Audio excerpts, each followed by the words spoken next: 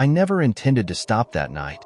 My plan was simple: drive straight through the desolate Nevada highways, reach San Francisco by dawn, and avoid any unnecessary detours. But as the rain started to pour, heavy and relentless, my resolve began to weaken. The windshield wipers struggled to keep up, the road ahead a blurry mess of shadows and streaks of water. It was a bad idea to keep going, I told myself. Visibility was terrible, and the sharp, winding cliffs to my right weren't forgiving. That was when I saw it. A flickering neon sign that read vacancy in red letters, buzzing faintly like it might give out any second. The motel sat perched precariously close to the edge of the cliff, its silhouette jagged against the dark sky. A few dim porch lights lined the parking lot, barely illuminating the 4 or 5 cars scattered around. I debated passing it, but my hands had already started turning the wheel. My nerves were frayed from the storm, and the thought of curling up in a warm bed, even for a few hours, was too tempting to ignore. As I pulled into the lot, the rain pounded harder, drumming against the roof of my car. I turned off the engine and sat there for a moment, staring at the building. It looked old, probably built in the 60s or 70s, and not in the charming retro kind of way. The paint was peeling, the wood panels warped from years of neglect, and the curtains in the windows hung askew, revealing nothing but darkness inside. Still, it was better than nothing. The moment I opened my car door, the cold hit me like a slap. I hunched my shoulders against the wind and dashed across the lot, my boots splashing through puddles. The lobby wasn't much of a lobby at all, just a small room with a counter, a few faded chairs, and a vending machine that looked like it hadn't worked in decades. A bell sat on the counter, and I rang it once, the sharp ding echoing louder than I expected in the quiet. From a door behind the counter emerged an older man, probably in his late 60s. He was thin, almost gaunt, with deep lines etched into his face and a pair of wire-rimmed glasses perched on his nose. His expression was unreadable as he looked me over, his eyes lingering a moment too long. "Storm's a bad one," he said, his voice gravelly, like he hadn't spoken much in years. "You'll be wanting a room?" I nodded, brushing rainwater from my jacket. "Yeah, just for the night." He reached under the counter and pulled out a key attached to a small, worn leather tag with the number 6 engraved on it. "Cash only," he said. I hesitated, but I didn't have much choice. Digging into my wallet, I handed over a couple of 20s. His fingers brushed mine as he took the money, and I noticed how cold they were, unnaturally cold, like he'd been outside far longer than I had. He handed me the key without another word, then nodded toward the door. "Room's around back. Don't wander too far." I frowned at the odd warning but didn't ask for clarification. My priority was getting dry and out of the rain. I muttered a quick thanks and headed back outside, following the row of dimly lit doors around the corner. Room 6 was at the very end, the door slightly warped and the number barely hanging on by a single screw. The room was about what I expected: small, musty, and dimly lit by a single overhead bulb. The carpet was a dull shade of green, worn thin in places, and the wallpaper was peeling at the edges. A double bed with a faded floral comforter sat in the center, and a wooden nightstand held an old rotary phone and a clock radio that looked like it hadn't worked in years.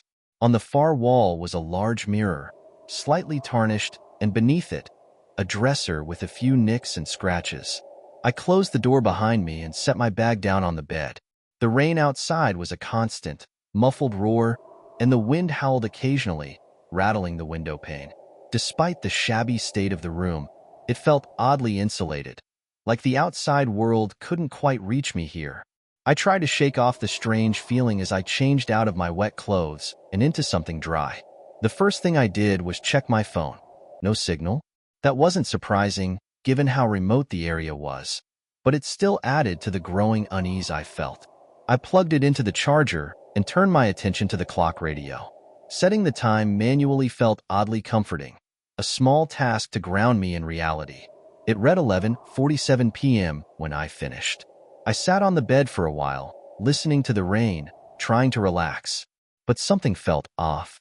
It wasn't anything I could put my finger on, just a vague sense of unease that seemed to settle over me like a heavy blanket. I chalked it up to the storm and exhaustion. After all, I'd been driving for hours, and my nerves were already frayed. Then I heard it, a faint noise, barely audible over the sound of the rain. It was coming from the room next door.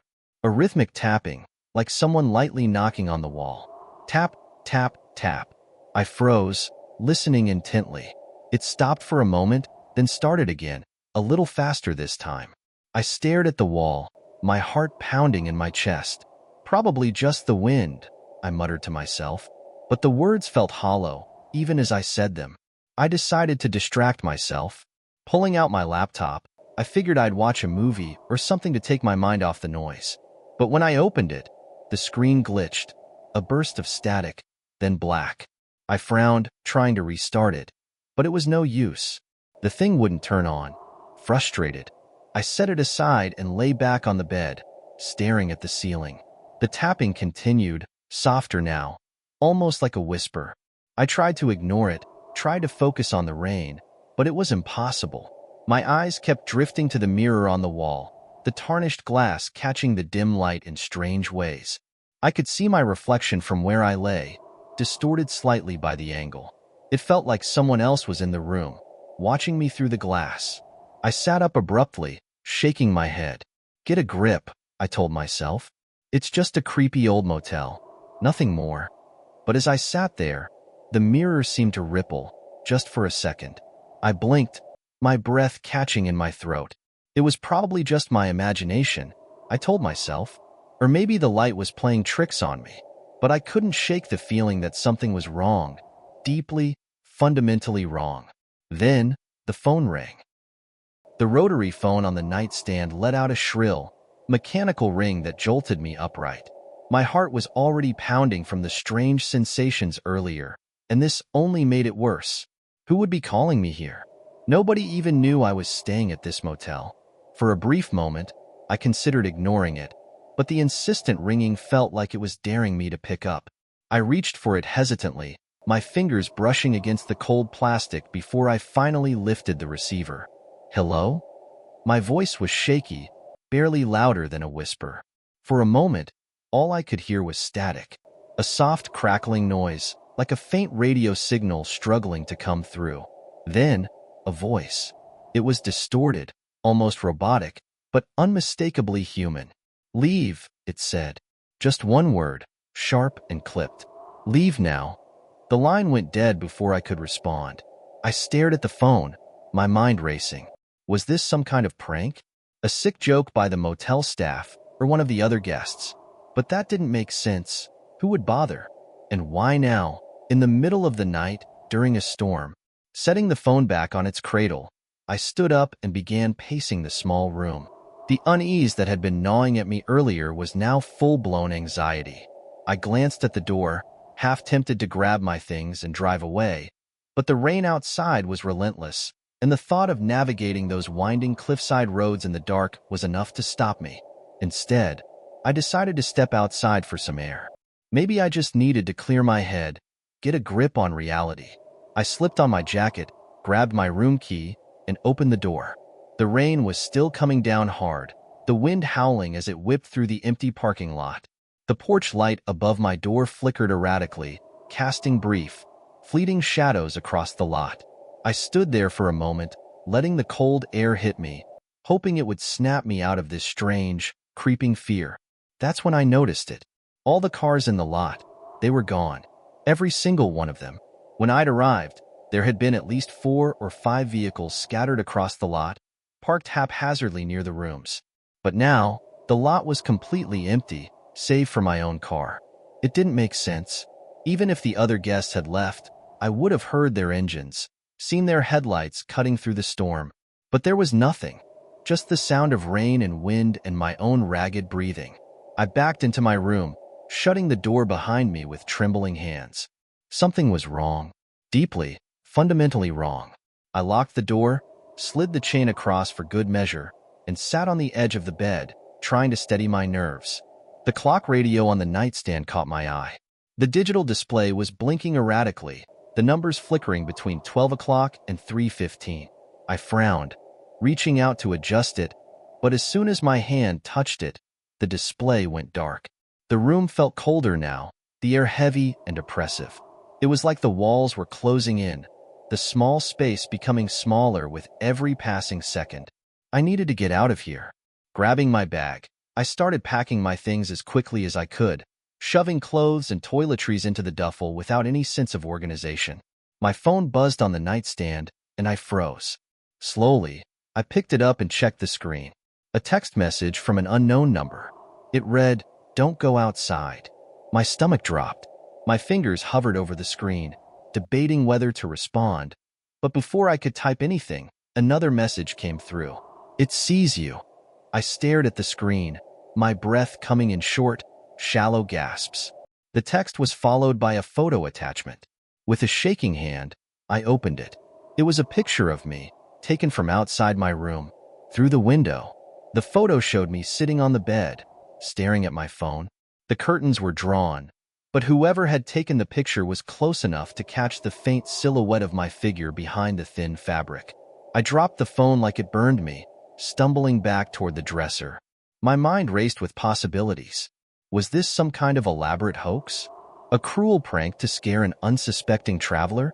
Or was it something more sinister? The phone buzzed again, but I couldn't bring myself to look at it. Instead, I grabbed the chair from the corner of the room and wedged it under the doorknob, reinforcing the lock. My hands were trembling so badly that I could barely manage the task, and I could feel the sweat dripping down my back despite the chill in the air. And then I heard it, the sound of footsteps outside my door. Slow, deliberate footsteps, splashing lightly in the rain. They stopped right in front of my room. I held my breath, straining to hear over the pounding of my heart. The footsteps didn't move, didn't retreat. Whoever, or whatever it was, they were just standing there, waiting. The silence stretched on, the tension so thick it felt like it would crush me. My phone buzzed again, and I flinched, the sudden noise shattering the stillness. I didn't want to look, didn't want to know, but I couldn't stop myself. With trembling hands, I picked up the phone. The message read, "Open the door." I shook my head, muttering under my breath, "No, no way." Another message came through almost immediately. "It's polite to let your guests in." My eyes darted to the window, the curtains swaying slightly in the breeze. I couldn't see anything through the rain-streaked glass, but I felt it, the unmistakable sensation of being watched. My skin prickled, my pulse racing as I backed away from the door. The knocking started then, soft at first, almost polite, like someone gently rapping their knuckles against the wood. But it quickly grew louder, more insistent, the sound echoing through the room. My breath hitched, and I pressed myself against the wall, clutching my phone like a lifeline. "Who's there?" I called out, my voice barely above a whisper. The knocking stopped. For a brief, terrifying moment, there was silence. And then, a voice, soft, almost sing-song, filtered through the door. "Let me in." It wasn't a question. It was a command. I clapped a hand over my mouth, trying to stifle the gasp that threatened to escape. The voice was wrong. It sounded human, but there was something off about it. Something that sent a chill down my spine. It was too smooth, too calm, like it was mimicking the cadence of human speech without understanding it. "I'm not opening the door," I said, my voice shaking. The silence that followed was deafening. And then, slowly, the voice replied, "You already have." The words hung in the air, cold and heavy. "You already have."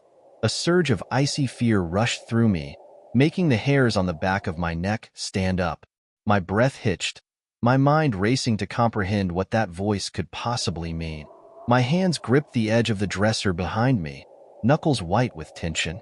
The room felt darker now, the flickering bulb above casting erratic, wavering shadows on the walls. I glanced at the door, reassuring myself that the chair was still wedged under the knob.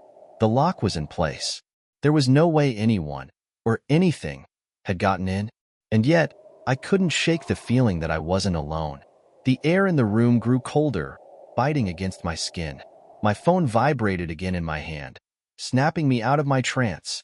I hesitated, my thumb hovering over the screen before I unlocked it. A new message, from the same unknown number. "Look behind you." My heart stopped. I didn't move. I couldn't. My body was frozen in place, every nerve screaming at me to run, to escape, but I was rooted to the spot. Slowly, I turned my head toward the mirror on the far wall. For a split second, everything seemed normal. The reflection showed only me, standing stiffly in the dimly lit room. But then I saw it, a shadow, faint but unmistakable, standing in the corner just behind me. I whipped around, my eyes scanning the room, but there was nothing there, just the empty space where the shadow had been. I backed away from the mirror, my legs trembling as I pressed myself against the wall. My phone buzzed again, the sound sharp and jarring in the eerie silence. This time, the message read, "Don't turn around again." A wave of nausea rolled over me. Whoever was sending these messages, whoever had taken that picture of me earlier, was inside my room. But how? How could they have gotten in? I tightened my grip on my phone, my mind spiraling into panic. I thought about calling the police, but what would I even tell them? That I was being stalked by a voice on the other side of the door? That I'd seen shadows in a mirror? I doubted they'd take me seriously, and I couldn't afford to waste any time. The floorboards creaked. I froze, my pulse pounding in my ears. The sound had come from the far side of the room, near the window. Slowly, I turned my head, my eyes locking onto the thin curtains swaying gently in the breeze. The window was open. I didn't remember opening it. The chair under the doorknob suddenly didn't feel like enough protection. If whoever, or whatever, was tormenting me could get in through the window, I was completely vulnerable. I stepped toward the window cautiously, my breath shallow. The rain outside had lessened, now a soft drizzle, but the darkness beyond was impenetrable. I reached out to pull the curtains closed, but just as my fingers brushed the fabric, I stopped. Something moved outside, a faint silhouette, barely visible against the backdrop of the stormy night. It was standing just beyond the reach of the porch light, its outline distorted and shifting as if it wasn't entirely solid. I stumbled back, my heart racing. The figure didn't move, didn't advance. It just stood there, watching. My phone buzzed again. "Don't close the curtains. Let me see you." I dropped the phone, the screen flickering as it hit the floor. My hands were trembling, my mind a whirlwind of fear and confusion. Every instinct told me to run, to get out of this room and as far away from this place as possible, but I couldn't bring myself to move. The figure outside began to change. Its shape stretched and contorted, limbs elongating unnaturally, the head tilted to one side, almost as if it were trying to get a better look at me. I backed into the bed, collapsing onto the edge as my legs gave out. My breathing was ragged, my chest heaving as I tried to make sense of what I was seeing. And then, the figure vanished. It didn't retreat into the darkness or walk away. It simply dissolved, fading into the shadows as if it had never been there at all. I stared at the empty space where it had been, my mind struggling to process what had just happened. Was I losing my mind? Was this some kind of hallucination brought on by stress and exhaustion? The sound of my phone vibrating again pulled me back to reality. I reached for it hesitantly, my fingers trembling as I picked it up. Another message. "You let me in." I didn't understand. The door was still locked. The chair was still in place. The window. My blood ran cold as realization dawned on me. The window wasn't just open. It was wide open. The footsteps started again. This time, they were inside the room. Slow, deliberate steps, crossing the floor toward me. I couldn't see anything. The shadows in the room were too deep, the flickering light above too dim to reveal whatever was moving toward me. But I could feel it. An oppressive presence, heavy and suffocating, closing in around me. My back was against the headboard now, my knees drawn up to my chest. I gripped my phone tightly, the cold metal case digging into my palm as I stared into the darkness, waiting for whatever was coming. And then, a voice. Low and guttural, but unmistakably human. "You shouldn't have stayed." The voice came from the shadows, each word dragging through the air like a serrated blade. I pressed myself against the headboard, the phone still clutched in my hand, the dim light casting frantic shadows on the walls. "I didn't mean to," I stammered, my voice cracking. The silence that followed was deafening. My own heartbeat pounded in my ears as I scanned the room, my eyes darting from corner to corner, desperate to catch a glimpse of whoever, or whatever, was speaking. But there was nothing. And then, the bulb above me flickered violently before plunging the room into darkness. My breath hitched. The only light now came from the faint glow of my phone screen, which illuminated my trembling hands. I reached for the bedside lamp, fumbling with the switch, but nothing happened. A sudden creak of the floorboards sent a jolt of terror through me. It was closer now, right at the foot of the bed. "Who's there?" I demanded, my voice shaky and barely above a whisper. The air seemed to grow thicker, heavier, as if the room itself was closing in on me. My fingers hovered over the keypad of my phone. I could call the police, but what would I even tell them? That there was something in the room with me? That I was being haunted by a voice from the shadows? Before I could make a decision, my phone buzzed in my hand. A new message. "Turn around." "No," I whispered, shaking my head. My voice cracked, and tears welled up in my eyes. The footsteps resumed, slow and deliberate, circling the bed now. Each creak of the floorboards sent a fresh wave of panic through me. I couldn't see anything in the darkness, but I could feel it, the presence looming closer with each step. Another buzz. "Turn around, or I'll make you." I couldn't take it anymore. I bolted from the bed, my legs shaky but fueled by adrenaline. My hands fumbled with the chair wedged under the doorknob, and I yanked it away, frantically unlocking the door. As soon as the door swung open, I stumbled into the hallway, my phone light barely piercing the gloom. The corridor was eerily quiet, the same flickering fluorescent lights casting long shadows on the stained carpet. The door to my room creaked shut behind me, and I spun around, expecting to see someone, or something, following me. But the hallway was empty. My phone buzzed again. "You can't leave." I turned to run, my bare feet slapping against the threadbare carpet as I made my way toward the front desk. The hallway seemed longer than I remembered, stretching endlessly ahead of me. Doors lined either side, each one identical and marked with tarnished brass numbers. But the further I ran, the more the numbers seemed to blur together. Finally, I reached the lobby, or at least, what should have been the lobby. Instead, I found myself standing in front of my own door again. Room 203. My stomach dropped. I turned back, expecting to see the long stretch of hallway I had just run down. But it wasn't there. The corridor now ended in a dead end, the walls closing in around me like a trap.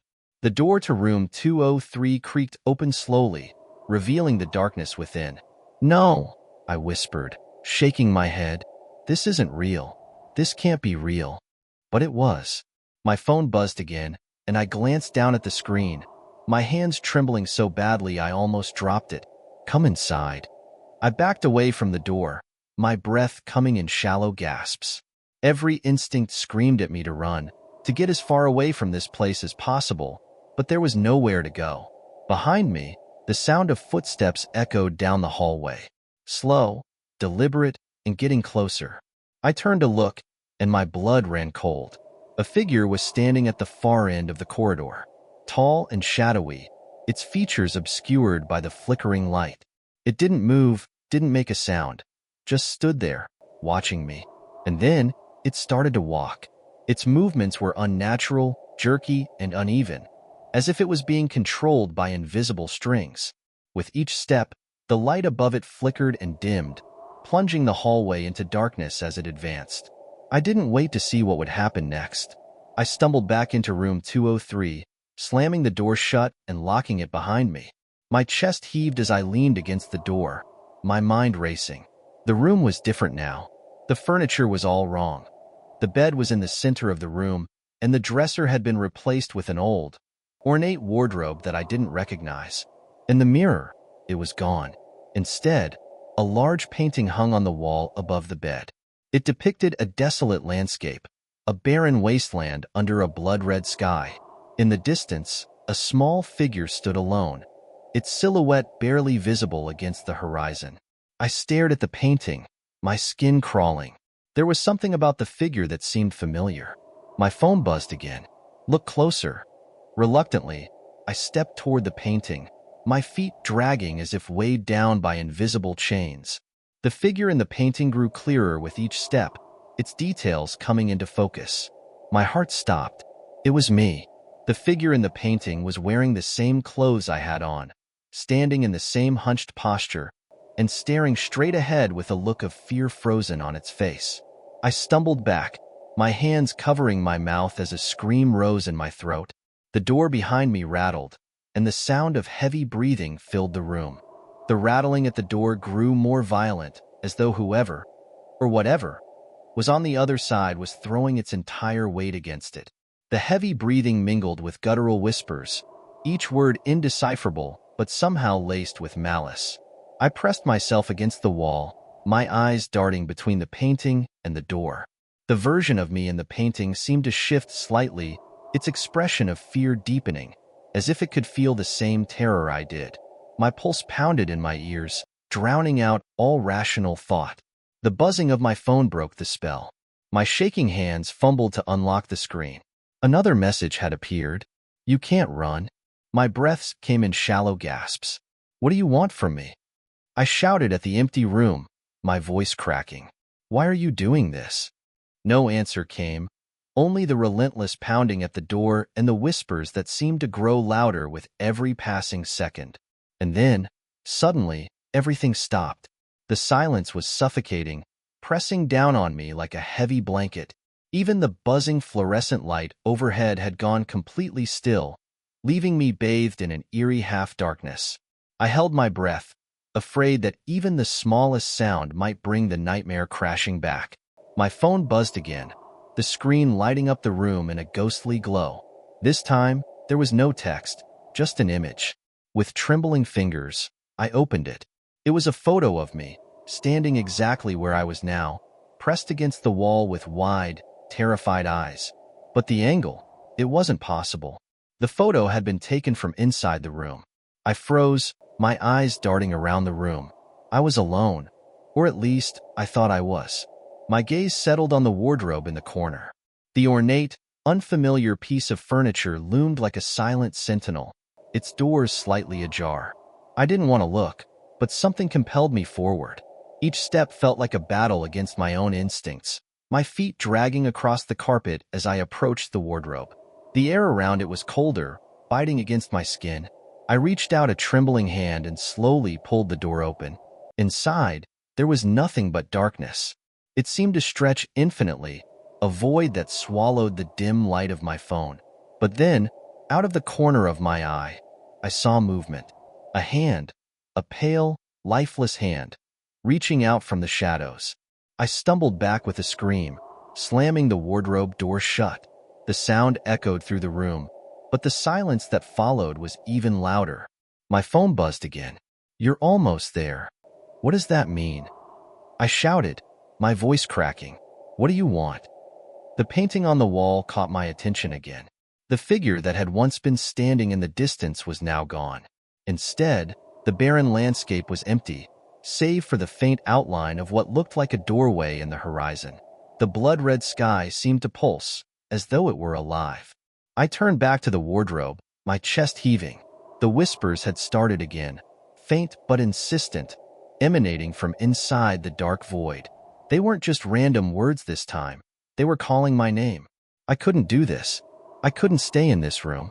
My hand darted for the door handle, but when I yanked it open, I was met with the same hallway I had just fled from.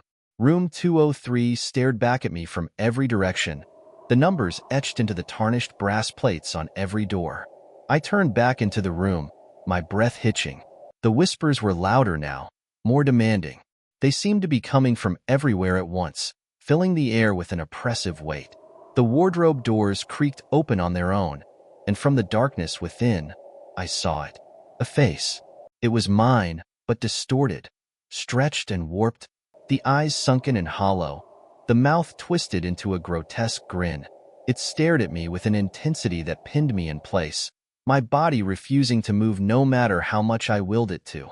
"You've always been here," it said, its voice a perfect mimicry of my own. "No," I whispered, shaking my head. "That's not true. That's not." The room began to shift. The walls twisted and bent, the furniture melting into the floor as the painting on the wall grew larger, swallowing the room in its desolate landscape. I was no longer standing in room 203. I was standing in the barren wasteland from the painting, the blood-red sky stretching endlessly above me. I spun around, desperate for any sign of escape, but the landscape was empty. The only thing in sight was the doorway from the painting, standing alone in the distance. It called to me, a low hum vibrating through the air with each step I took toward it. As I approached, I saw that the doorway wasn't empty. The figure from before, the warped version of me, stood in the frame, its twisted grin widening as I drew closer. Its hollow eyes seemed to pierce through me, seeing every fear, every regret, every mistake I had ever made. "Why are you doing this?" I asked, my voice barely audible. The figure didn't answer. Instead, it stepped aside, gesturing for me to walk through the doorway. The whispers grew louder, a cacophony of voices urging me forward. I hesitated, my heart pounding in my chest, but I knew, deep down, that there was no other way. Whatever lay beyond that doorway, it was the only escape from this nightmare. With a deep breath, I stepped through. The moment I crossed through the doorway, everything went silent. Not the silence of an empty room or a quiet night, but a hollow, oppressive silence that seemed to press against my ears. The kind that swallowed even the sound of your own heartbeat, leaving you adrift in an endless void. I couldn't see anything. The doorway, the blood-red sky, even the barren landscape, they were all gone. It was as if I had stepped into nothingness. Then, slowly, a faint light began to glow in the distance. It pulsed like a dying ember, its dim light casting flickering shadows that danced across the void. I started walking toward it, each step feeling heavier than the last, as though the air itself was trying to hold me back. As I drew closer, the light took shape, revealing itself to be a single, rusted lamppost standing in the middle of a cracked, forgotten road. Beneath it was a bench, and on that bench sat someone. A figure hunched over, their face hidden in their hands. "Hello?" I called out, my voice echoing unnaturally in the empty space. The figure didn't move. I stepped closer, the crunch of gravel beneath my feet breaking the silence. When I was only a few feet away, the figure finally looked up. It was me, but not the warped, grotesque version I had seen in the wardrobe. This was me as I was, my face etched with exhaustion and fear. The reflection of my own haunted eyes stared back at me, and for a moment, neither of us spoke. "You shouldn't have come here," the other me said finally, his voice hoarse and filled with regret. "I didn't have a choice," I replied. "What is this place? What's happening to me?" "This place," he began, then trailed off, his gaze drifting to the cracked road beneath us. "This place isn't real. Or maybe it's more real than anything else. I'm still not sure." "That doesn't make any sense," I said, frustration creeping into my voice. "What does that even mean?" He looked up at me again, his expression filled with a sadness so profound it made my chest ache. "You've been here before," he said. "We both have. Over and over again." "No," I said, shaking my head. "This is the first time I've ever stopped at that rest stop. I've never been here before." He gave a bitter laugh. "You always say that. Every time." His words sent a chill down my spine. "What are you talking about?" I demanded. "How can I always say that? This is the first time." "Is it?" he interrupted, his voice cutting through my protests like a blade. "Think about it. Really think. Why did you stop at that rest stop? Why did you get out of your car? Why didn't you just keep driving?" I opened my mouth to answer, but the words caught in my throat. Why had I stopped? I had been driving to visit my family, and what? I couldn't remember. The harder I tried to piece together the events leading up to my arrival at the rest stop, the more my memories seemed to slip through my fingers like grains of sand. I don't know," I admitted, my voice barely a whisper. "That's because there's nothing to remember," he said. "This place, it pulls you in.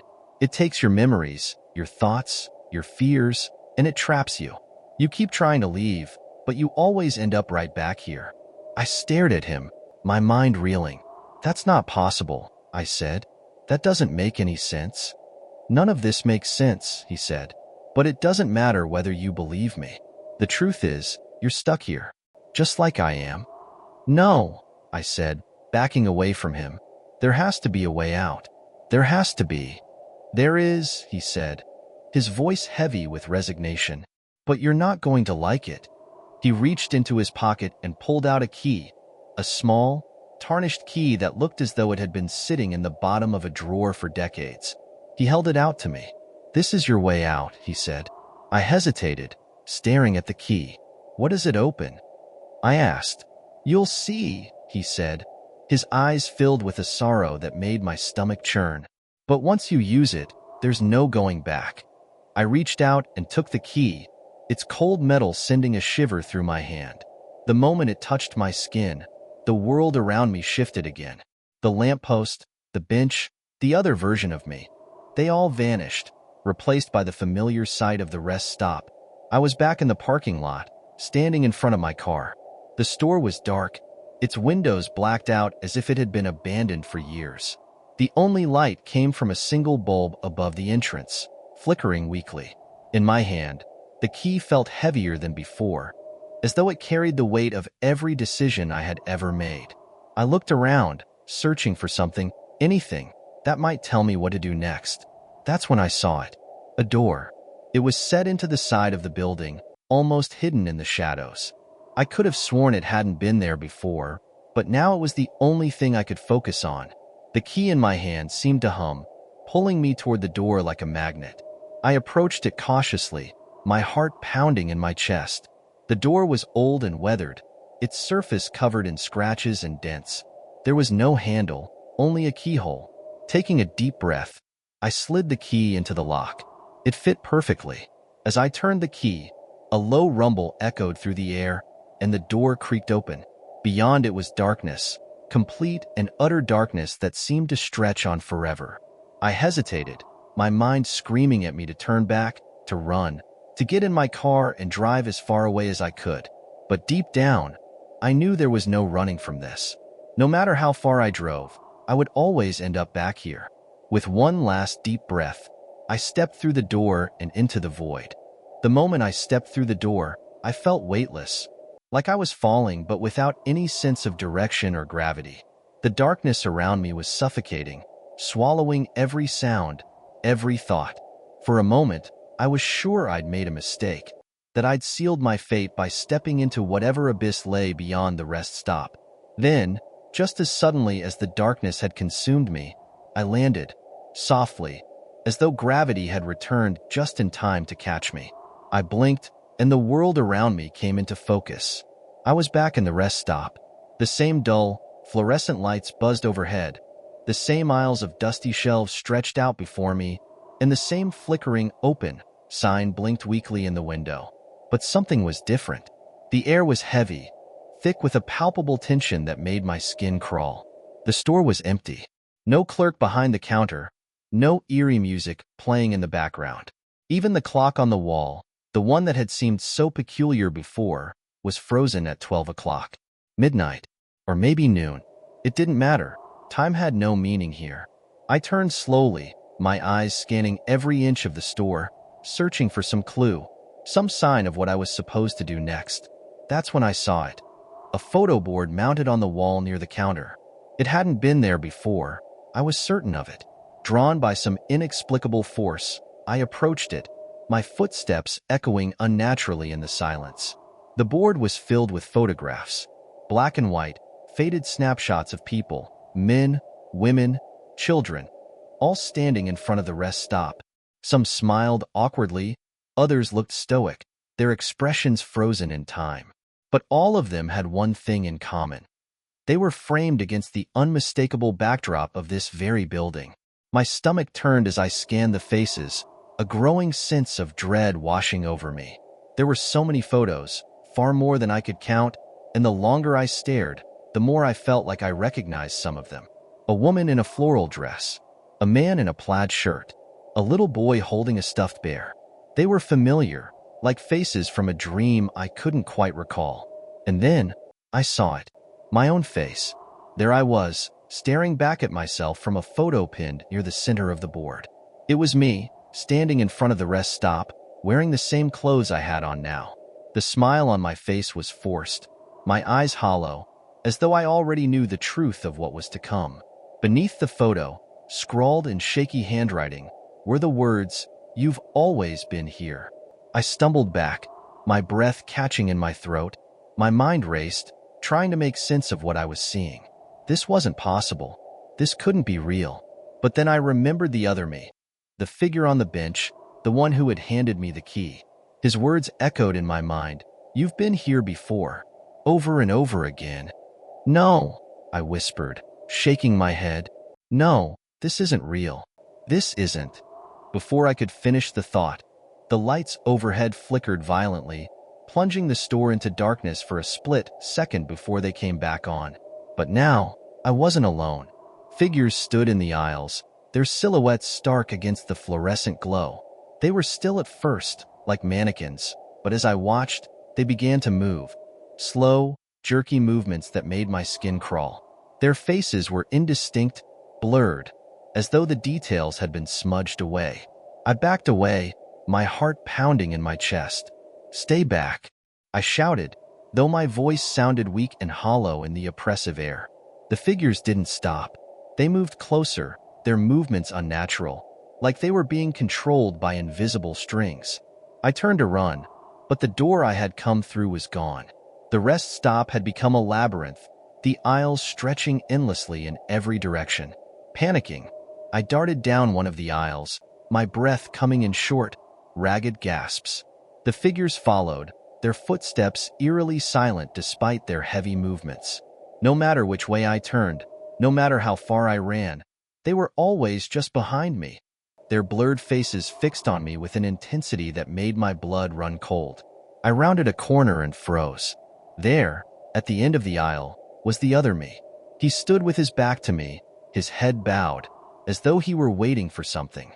"Help me," I called out, my voice cracking. "Please, tell me what to do." He didn't move. The figures were closing in now, their distorted forms filling the edges of my vision. I could feel their presence pressing down on me, suffocating me. Desperate, I stumbled toward the other me, reaching out to grab his shoulder. He turned, and I recoiled in horror. It wasn't my face. Not exactly. It was a grotesque parody of it, warped and twisted, the features exaggerated in ways that defied logic. His mouth twisted into a jagged smile, his eyes dark voids that seemed to pull me in. "You can't escape," he said, his voice a distorted echo of my own. "You've always been here." "No," I screamed, backing away. "This isn't real. I'm not staying here."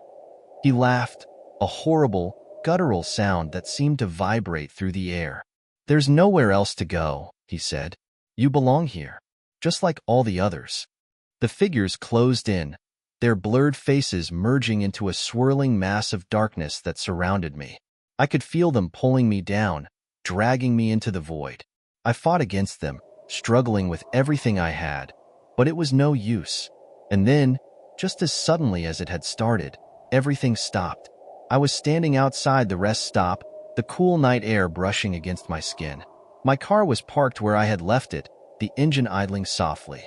The world was quiet, peaceful, as though nothing had happened. For a moment, I thought I had imagined it all, that it had been some horrible dream brought on by exhaustion and stress. But then I saw it. The photo. It was taped to the inside of my windshield, staring back at me, my face frozen in time, with the words, "You've always been here." I got into my car and drove, not daring to look back.